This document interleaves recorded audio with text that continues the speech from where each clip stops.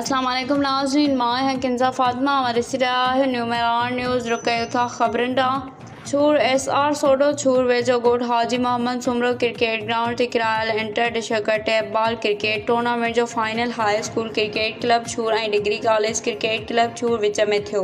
High school cricket club पहिरीं batting कंदे मुक़रर 3 ओवरनि में 2 विकेटुनि जे नुक़सान ते 35 रन्स ठाहियूं। जवाब में डिग्री कॉलेज क्रिकेट क्लब छूर 2 ओवरनि में 2 विकेटुनि जे नुक़सान ते टारगेट पूरो करे फाइनल खटे वरितो।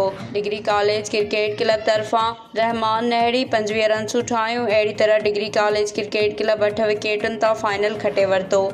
आख़िर में मेहमान ख़ास प्रिंसिपल अकरम स्कूल हमीर सिंह सोडो, पांदी खान पठान, शाहनवाज सुमरो, गाज़ी सुमरो, दिलीप कुमार, अज़ीज़ सुमरो, मीर मोहम्मद सुमरो ऐं ॿियनि वरनर टीम जे कप्तान ओस्मान पठान खे वरनर ट्रॉफ़ी, रनर टीम जे कप्तान मुजीब नहड़ी खे runner trophy, man of the match Rehman Nahri, man of the series Zahid Jamshed Soomro, best bowler Zaheer Pathan, best fielder Kamran Soomro खे ट्रॉफ़ी ॾिनियूं वयूं।